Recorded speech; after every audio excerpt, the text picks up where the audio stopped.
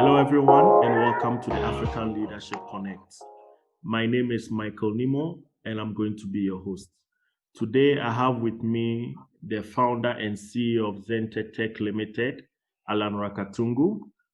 And today, he's going to talk about developing talent, precisely local talent. And we'll be looking deeply into developing talent within the tech industry. Allan, Thank you.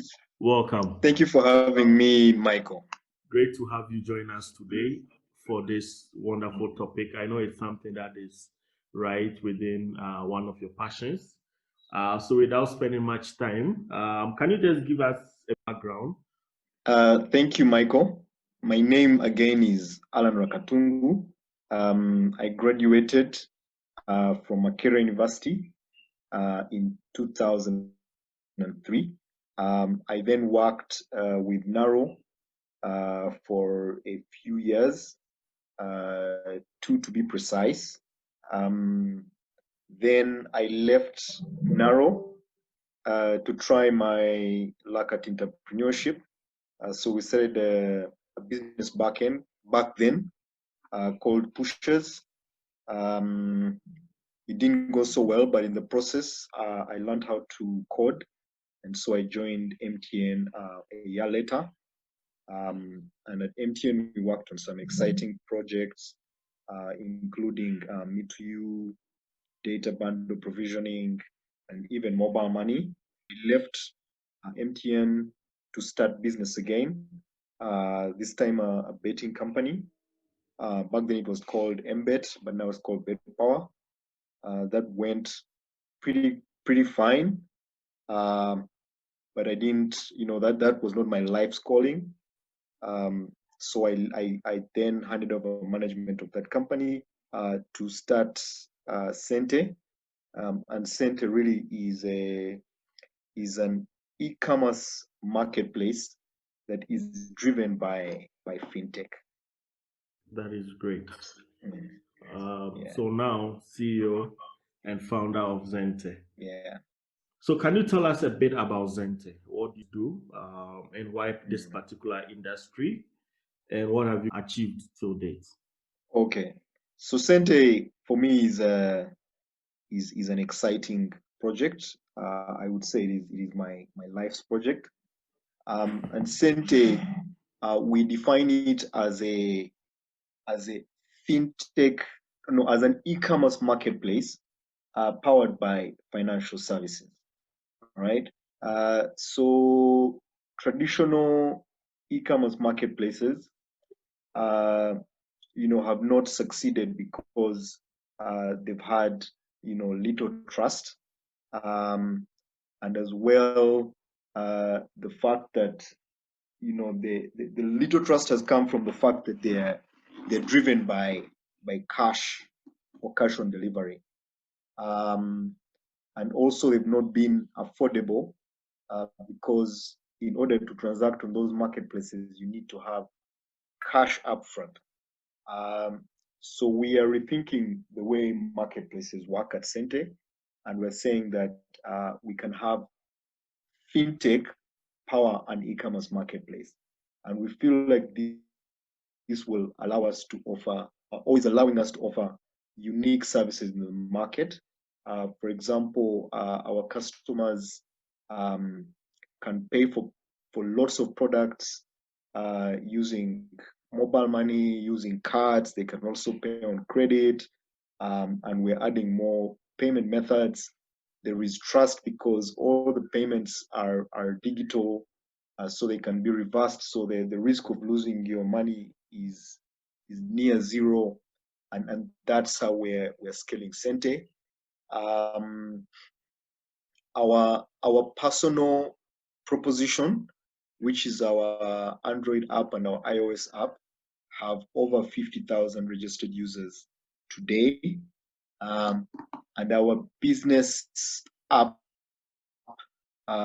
which is basically a proposition for businesses that want to eliminate cash and manual processes in their finance departments. We're now talking at 100 plus businesses on that platform. This is some great achievements. that you guys have right there, and that is great. That is great to hear that. So we all know of COVID.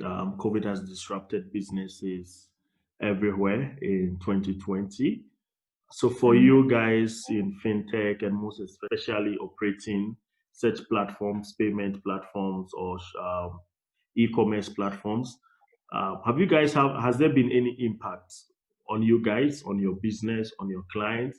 Have you seen your volume of business transactions go down or has it increased? Can you just enlighten us a bit about the impact of COVID on Xente? So COVID has impacted all businesses, Xente inclusive. We are fortunate because we have had negative, impact on our business in some areas. So, for example, we had a sizable part of our business was powering event tickets, movie tickets, but that ground to a standstill. But we've also made headway into physical commerce, so delivery of groceries, delivery of gas, delivery of milk.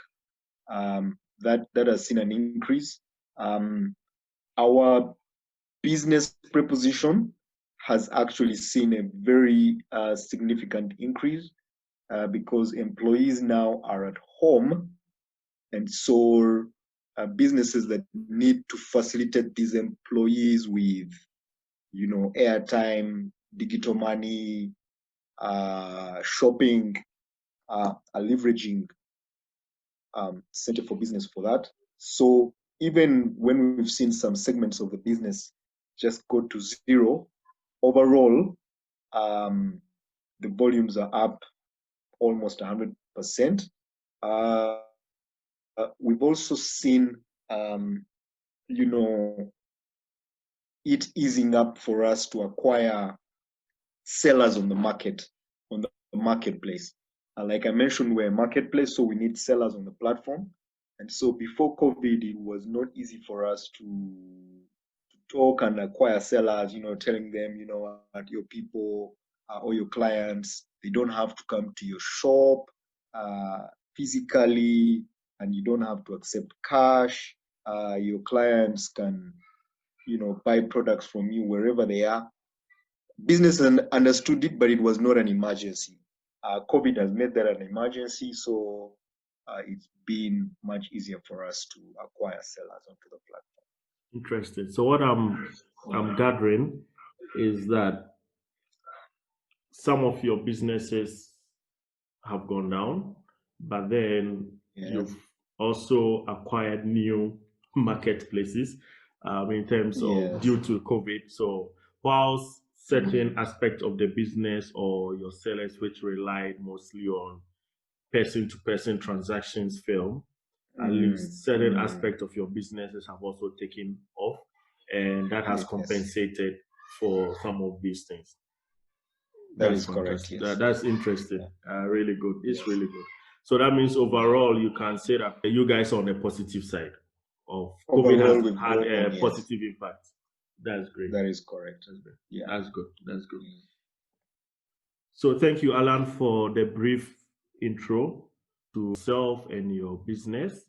So now let's get into the topic of the day, developing local talents. And for you especially, it's more into talents of developers. You are looking at the development, the IT sector or the fintech sector.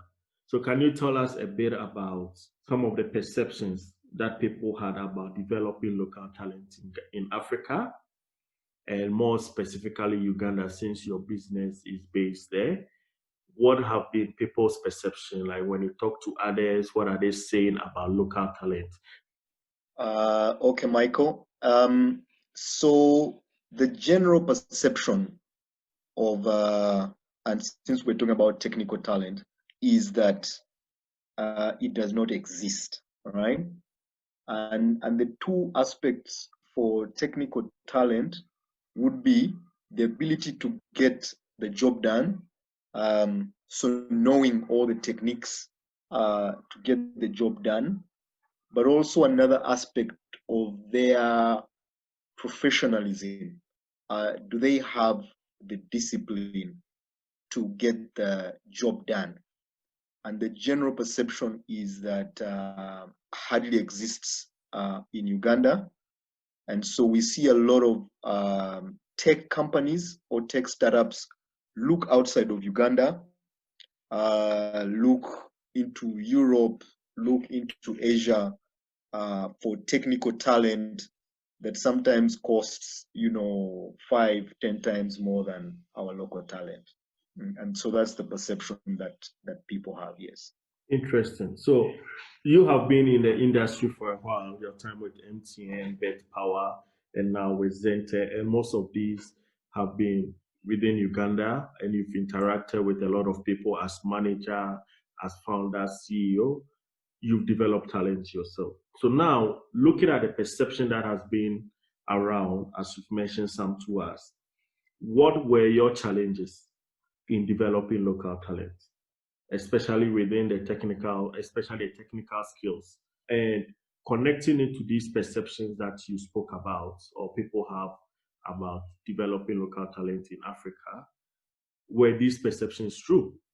Yes, so thank you for that question, Michael. And I'm very passionate about this because of the time, especially that I spent at MTN. Because at MTN, when I got in, I was raw, and I could hardly write any program, but I had drive, and we learned very, very quickly. And in no time, we were churning out mission critical platforms that were used by millions of people every day. And so when I hear people say that local talent does not exist, that they're not technically able and they don't have the discipline to deliver, I disagree. I think what's lacking is exposure to an environment where these young people are able to try out their technical abilities and build on them, and exposure to an environment where discipline is key. If you're a young person and your exposure is to software competitions and coursework and freelance development, of course, it's difficult to deliver on a mission critical project.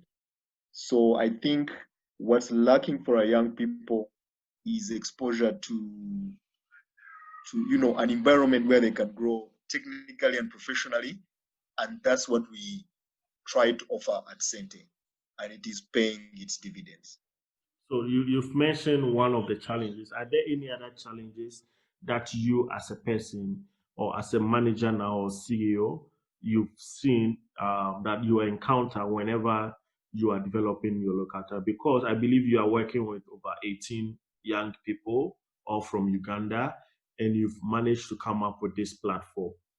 So can you, if you can further expound on some practical challenges that you found in developing these talents? Yes, thank you, Michael. So the challenges of developing this talent, one, we get them in raw, we get them in when they need a lot of polishing, and we do that. And so of course it takes time for us to start to extract value from them, and in the meantime, of course, we have to be paying them. But what we've seen is that it doesn't take very long for a very a gifted, hungry young person. It doesn't take them long to become extremely productive. Then the challenge then becomes retaining them, because once we have trained them and they're good, and remember we talked about the fact that technical talent hardly exists. Now we've polished it up, and so everybody knows, if you want somebody good, go to Xente. And so we start to get a lot of poachers coming for our young people. But it is a problem that we have to live with. But in general, I would say that it's an extreme pleasure to develop this talent and watch it grow. Thank you. So you mentioned something about the time to develop them. Um, it depends on, I think from my side, what I can say from experience also is, it also depends on the type of organization, and what their mission or vision is. So they might not be that patient to develop someone. Like they want talent. As you mentioned, they are poaching yours now because most organizations do not have the time to actually take someone through a 6 months or 12 months training program to get them ready, because of the fear that once you get them to where you now start getting some value from them, either they feel that, okay, I deserve more, or someone else will come and poach them and pay them more. But then you would have spent so much time training them. How big of a challenge is that? Well, it is a challenge. I cannot, lie about it. But the way we try to deal with it at Xente is to not incentivize our young people with financial reward now, right? Like I mentioned before, young people, and I was a young technical person before, so I understand this. They like the exposure to complex problems, and so we expose them to complex problems, get them to take responsibility for that and work on it, and also, create a family environment where they feel safe to make mistakes, right? To deliver, but also to make mistakes. And so, even with a lot of headhunters and poachers approaching our people, we've not had that much crazy churn, because I always tell my guys, look, don't live for a vertical movement for more money, right? Leave if you're going for a master's, leave if you're going to Microsoft, leave if you're going to Google, right? That's where I'll be happy if you do that. And so far, really the guys who have churned, I can say most of them have left for really to advance their careers, and for me that's very, very exciting. So you've managed to find at least a way around it, and I think that brings me into my next question for you, because if we are talking about challenges, that means you find a way around it. You don't just talk about the challenges without the solutions. So let's talk a bit about the challenges that you are facing and how you are now going about developing local talent and overcoming some of these challenges and any benefits. So that is part one of the question. And the part two of the question, it's about, are you seeing the fruits of developing these local talents, or are you gaining some benefits as a company from these local talents that you've managed to develop and hold on to? So one, we know that we're not going to get them off the street polished, ready to go, ready to be productive. So we are, happy to go to the universities and find, talented, passionate, technical people. We're not really looking for grades at that point in time. We're really looking for passion. And once we find them, and a lot of the people we find are through actually referrals. So we get our people to refer their friends rather than do formal interviews. And I know that's a bit of a trick, because they say you find similar-ish people, so you're not really diverse. But that has really worked for us. and then we expose them to our systems. So we get them on projects, and most of our projects are, we pair them, and their job is to get their products in front of customers as quickly as they can. The best learning in the technical world is doing. You might do a lot of papers and you might do a lot of theory, but if you never do in the technical world, it's very hard to get good. So once they expose their products in front of customers and then they get that feedback and then they get hammered, they start improving really, really fast. And so that process has worked for us quite well. And the fruits now really, we're starting to see it in the quality of the products that we are delivering. For example, our consumer product is not a very good example. It needs some iteration, but our business product is really very well designed, very well delivered. It's technically excellent, and customers are loving it, and that is why it is growing, every month on the strength of how it was technically delivered. And when I compare it to products from companies that have raised millions of dollars or are multinationals, I don't look at our product as inferior. I see it as equal or better. And those are the fruits of just developing this talent and putting it to work. Yeah. This is interesting. One thing I picked up was you mentioned something around exposing them. And exposing them means making mistakes. How do you deal with it? How much room are you able to provide?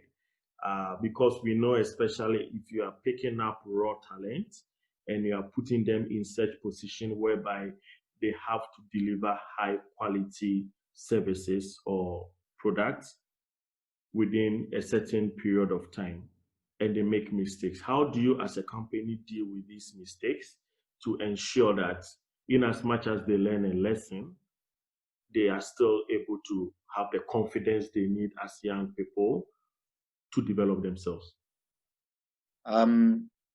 Most importantly, we don't punish mistakes, and we don't put you down for making mistakes, because we know that mistakes are part of your education.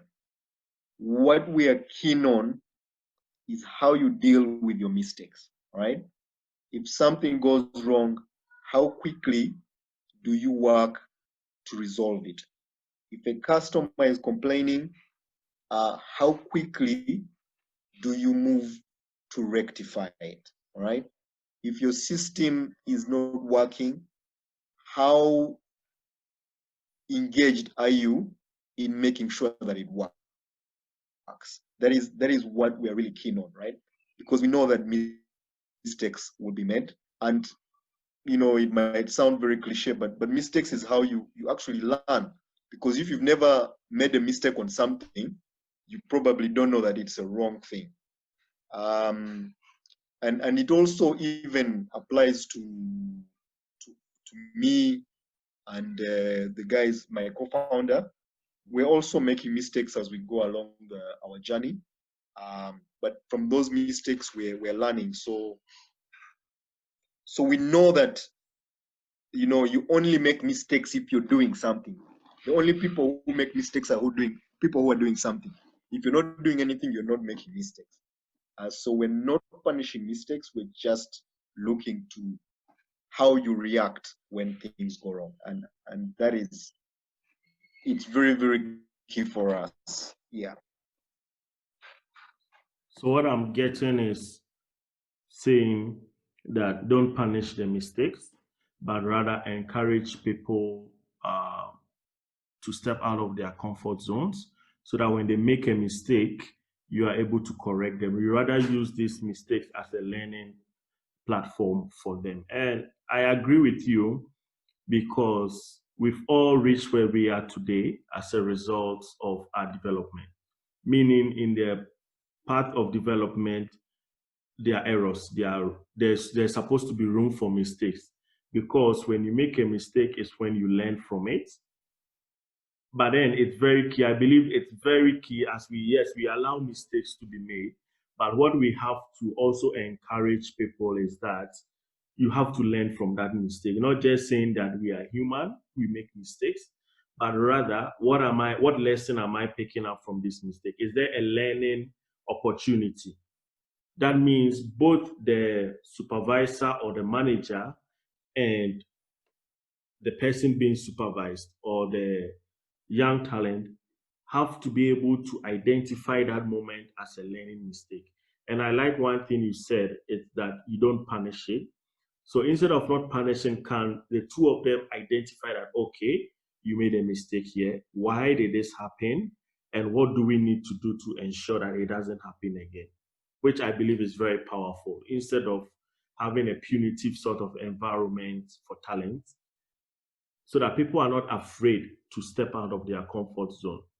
Because that is the only way one can grow. If you are able to step out of your comfort zone and try something new, try something, because that's the only way you expand your capabilities or your abilities. That, okay, if my capability is X and I want to move to XY, I should be able to step out into a zone that I'm not very comfortable, but knowing that when I make a mistake, I can learn from that mistake and there's someone to guide me to improve. That is very correct. So we are getting close to the end and of maybe if I can add off the record, I think it even comes up to how we are raised as children. I've had this debate with my wife. They always say, "Oh, but I was in class with this Muzungu, and I was much better than them, and I was cleverer than them." But I think as African parents, when we raise our kids, mistakes are punished on the spot. So what that means is that we grow up as conformists, right? We know that if you step out of line, you will be punished. So we don't have the freedom to go out and discover and make mistakes, and because we expect to be punished. So yes, and I think that also might be contributing to us not developing as a nation and as a people. But that's off the record. This is interesting. I mean, what you've said, it's now like this is a whole topic on its own. And I'm glad you brought it up because you've touched on something. We might not be able to fully exhaust this topic pertaining to what you just mentioned. I know you said off record, but I'm going to make it on record because I believe it's something that African parents, we have to challenge ourselves. As you mentioned, sometimes your upbringing restricts you in certain things because you're always afraid to make a mistake because someone might be standing behind you with a big stick ready to beat the mistake out of you. So you are afraid to make him. So I think now you brought it up, we might have another discussion all about this and how can we. Oh, it's very true because if we want to encourage local talents to step out of their comfort zone, we also have to talk a bit about their upbringing. How are we brought up and how is it different from other countries where you see someone at the age of 18 leaving home to start their own life, to take risk, and still they have family that are ready to support them. But for us, some people are 30 years old and they still don't want you to leave because there's so much fear about the unknown. So thank you very much for making these statements. I'll definitely find another discussion around this because a lot of people will agree with that, especially those of us in Africa here, about how our upbringing also has an impact even in the workplace. So thank you very much for bringing this up. Before we leave, we are at that point of the program where you've said a lot about the perceptions, about challenges, your own experience with challenges, how you have managed to overcome them. Now, talking to both sides, managers, business owners, and also to young people who want to grow, who want to be the next CEO, or who wants to start their own business, to be a founder of a flourishing business, not just a corner business. What 3 or 4? So I will do 3, right? The first one is don't be afraid, right? Don't be afraid of failing. And that is probably one of the most difficult things in life, because our natural instinct is to be afraid and to be scared. But, you know, again, it might sound cliche, but the ability to know that failure is an option can liberate you to try things, right? Again, I think the culture in our country is such that if things don't work out and you fall through the safety net, people look at you as really a total abject failure. And a lot of people will prefer to be really safe. And I can understand that. It's extremely scary, but do not be afraid to fail. I think that is probably the first advice that I can give. I'm not sure that I take it very well, because that is very, it scares me like crazy. But do not be afraid to fail.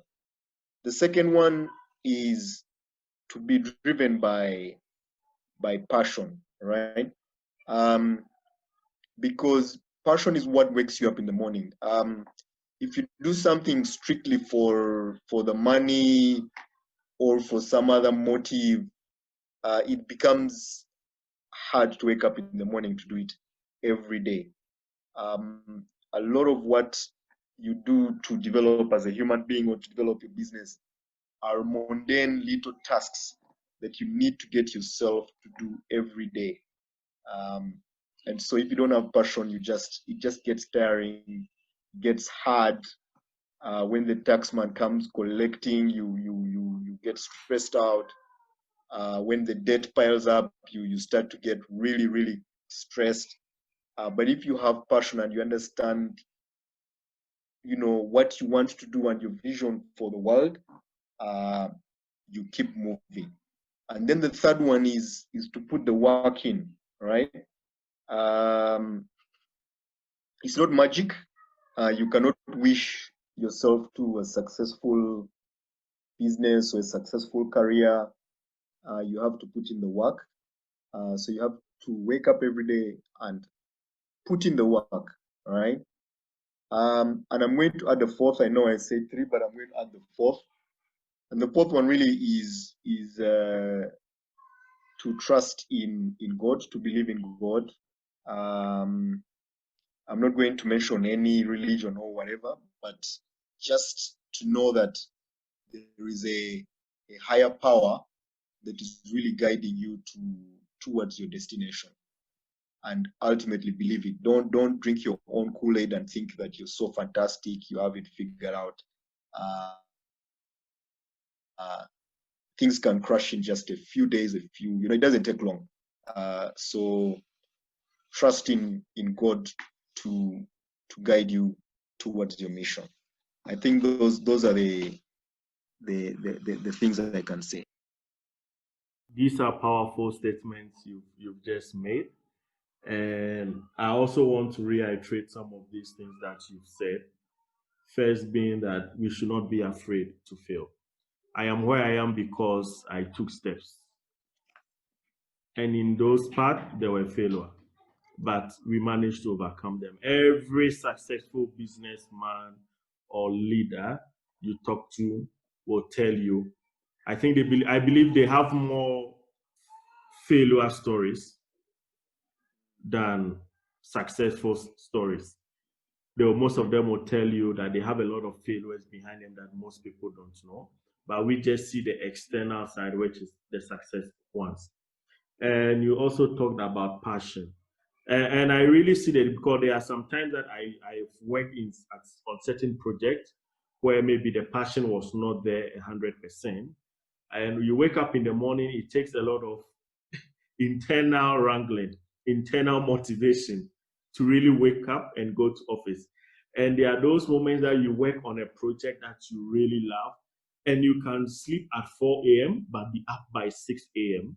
and you don't feel tired because you know you have to push again to make sure that the vision that you have has become a reality. So the passion, I think we should be driven by passion, is very powerful as well. And put in the work, of course. You can't just talk your way into success. You have to work it.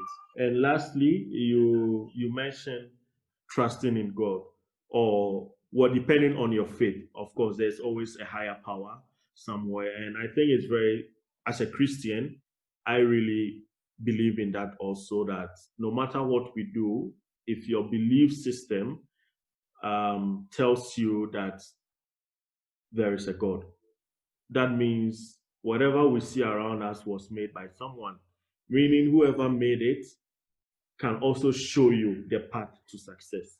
Because I don't think we are brought into this world to become failures, but rather everyone has their own path or their own journey and their own race to complete. And whoever brought us here is there to guide us towards that. And I think one thing I want to add on to your nuggets will be for managers, for business owners to have patience for the young ones, for the talent we have. To really, because I've seen it personally. Sometimes there's a time that it took me almost 1.5 years to develop a certain group of leaders to be where I wanted them to be. But now I'm reaping the benefits. But imagine 1.5 years, just slowly taking them through to see them to be where you want them to be. So we have to be patient with them and provide room for failure and guide them without necessarily pushing them out there forcefully until they fail, and we put the blame on them. But we should be able to have some patience for them. So Allan, thank you very much for having this time with us. Thank you, Michael. I'm definitely going to reach out to you again with other panelists to talk about what you mentioned about our upbringing. Is very interesting, and I think it's a subject worth delving into and get a feedback from our listeners on this particular topic. So thank you very much, Allan, for talking to us today about talent development and shedding some light into us. There are a couple of wisdom nuggets that myself personally have picked, and I hope that everyone listening to this would have also picked something up to help them either as professionals or as managers or business owners. So thank you once again, Allan, for joining me on the African Leadership Konnect. It's been a pleasure. Thank you. Thank you, Michael. It's been a pleasure as well. Thank you, everyone, for joining me today for our special episode on talent development. Let's continue the discussion. Send in your questions, your comments, and let's keep the discussion going. My name is Michael Nimoh, and I'm out.